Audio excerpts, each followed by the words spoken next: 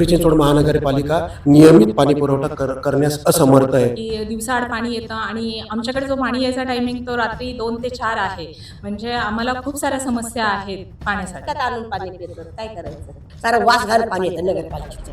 पाण्याची समस्या तर आमच्याकडे आता 5 वर्ष झाली चालू आहे. बऱ्याच दिवसांपासून गढूळ पाणी येते. नागरिकांच्या खूप साऱ्या समस्या आहेत, पण एकही उमेदवार त्यांच्यापर्यंत पोहोचला जात नाही. तुम्ही गढूळ पाण्यावरती काहीतरी उपाययोजना केल्या पाहिजे होत्या. पहिलं रेग्युलर येत होतं, राष्ट्रवादीची सत्ता जेव्हा होती तेव्हा पाणी दररोज येतं, पण जेव्हापासून सत्ता चेंज झाली तेव्हापासून दिवसाआड पाणी.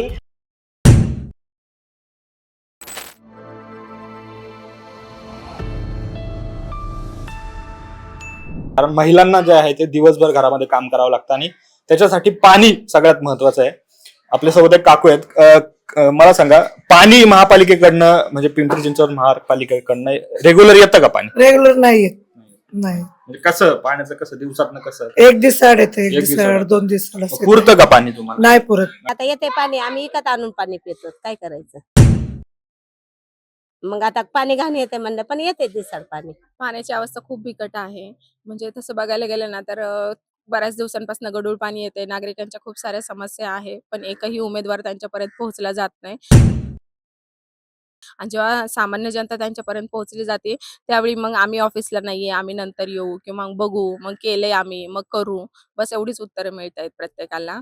जे इथले पैसेवाले लोक आहेत तेच टँकर आहे आणि त्यांच्या दबावाखाली येऊनच कदाचित पाणी कमी उपलब्ध करून दिलं जाते आणि त्यासाठी टँकर ज्यादा लागतात आपल्याला. सारं वास घाण पाणी येतं नगरपालिकेचं. पहिलं सुद्धा 2 घंट्याचं पाणी खाली सोडावं लागतं. दिवसाआड पाणी येत असतं वार्डात, नाही का?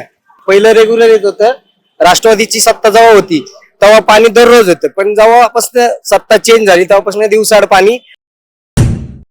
आणि बाहेरच्या भागात तर टँकरने पाणी जाते आणि कधी कधी पाणी दूषित पण येते. पाण्याची समस्या तर आमच्याकडे आता 5 वर्ष झाली चालू आहे. दिवसाआड पाणी आहे, तर आमचं असं म्हणणं आहे गृहिणींचं की रोज पाणी तुम्ही 5 तास तरी सकाळचं सोडत जा, कारण एक दिवसाआड असल्यामुळे खूप भांडी पाण्याची भरून ठेवायला लागतात. जे दररोज आम्हाला पाणी पुरवठा होतो तो तसा नाहीये. एक दिवसाआड आज पाणी पुरवठा, आताच्या काही वेळेस आम्हाला दररोज पाणी पुरवठा होता. आमच्या बिल्डिंगला 24 तास पाणी असायचं. आज 1 तास फक्त पाणी पुरवठा आमच्या बिल्डिंगला होतो. कधी कधी 2 दिवसाला पण पाणी पुरवठा होत नाही. आमच्या भागात पाणी नाही आहे. ॲक्च्युली मी खरं सांगेन की दिवसाआड पाणी येतं आणि आमच्याकडे जो पाणी यायचा टायमिंग तो रात्री 2 ते 4 आहे. म्हणजे आम्हाला खूप साऱ्या समस्या आहेत पाण्यासाठी. पिंपरी चिंचवड महानगरपालिका नियमित पाणी पुरवठा करण्यास असमर्थ आहे आणि नागरिकांना त्याच्यामुळे फार त्रास होतोय. वेळी अवेळी पाणी येतंय, पाण्याच्या येण्यामध्ये अनियमितता आहे, त्यामुळं त्याचा प्रचंड त्रास सहन करावा लागतोय. तर आता गावात आपलं कंडिशन पाण्याची अशी आहे की दिवसाआड पाणी येतं. नशीब टाकी वगैरे बऱ्याच सुविधा असेल तर त्यांना काही प्रॉब्लेम होत नाही, पण बाकीचे नसेल तर त्यांना लय खूप प्रॉब्लेम होतो ना. पिंपरी चिंचवड एरिया आहे, बऱ्याचशा ठिकाणी पाणी जे आहे ते बऱ्याच प्रकारे दूषित वगैरे पाणी येतं, एक दिवसाआड पाणी येतं. बऱ्याचशा ठिकाणी पाण्याच्या समस्या तर आहेच या ठिकाणी. जर 2-3 दिवस झालं मध्ये वाटतंय पुन्हा काय तर पाईपलाईन फुटली होती, तर सांगितलं गेलं होतं आम्हाला की एका दिवसात होईल म्हणून. तर त्या कामासाठी त्यांनी 2 दिवस लावले, तर घरी अक्षरशः प्यायला पाणी नव्हतं लोकांच्या.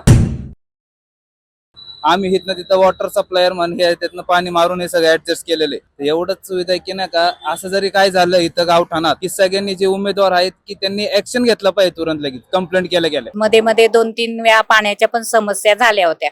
ज्या दिवशी पाण्याचा वार होता त्या दिवशी पाणी आलंच नाही, संध्याकाळी किंवा रात्री पाणी आलं, त्याच्यामुळे फार समस्या झाल्या पाण्याच्या.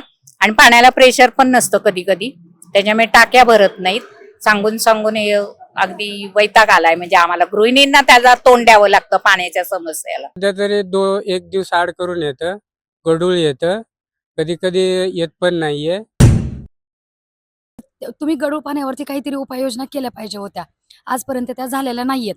तर आपण नागरिकांची अवस्था आहे की जे लोक फिल्टर लावू शकत नाहीयेत कारण त्यांची ऐपत नसते, पण मग लोकांना आजारी पडणं किंवा हे मुद्दे समोर येतात. कारण तिथं दवाखाना वगैरे तो जास्तीचा खर्च होऊन बसतो. काही पीजीचे बॉईज आहेत, त्यांचा कॉलेजचा टायमिंग, त्यांचा वर्किंगचा टायमिंग हा खूप वेगवेगळा असतो आणि मोस्टली आमचं पाणी कधी कधी सकाळी येतं, कधी संध्याकाळी येतं आणि दिवसाआड पाणी आहे आमच्या इकडे, त्यामुळे थोडासा प्रॉब्लेम आहे आम्हाला पाण्याचा. मला असं वाटतं रेग्युलर पाणी आमच्या इकडे चालू हवं. रोज. 100% पिंपरी चिंचवडचा विकास हा चांगला होईल, कारण अजितदादा जेव्हा होते 10 वर्षापूर्वी, तेव्हा आम्हाला इतक्या समस्या नव्हत्या. आणि जेव्हा अजितदादा होते त्यावेळेस म्हणतात की एशिया खंडामध्ये 3 नंबरला आपली पिंपरी चिंचवड महानगरपालिका होती, म्हणजे ती श्रीमंत होती. पण आत्ताची जी परिस्थिती आहे आपली पिंपरी चिंचवड महानगरपालिकेची, ती आत्ता आपण कर्जबाजारी आहोत. हे सांगताना मला थोडंसं वाईट पण वाटतं. म्हणून मला असं वाटतं की अजितदादांचं सरकार हे यावं.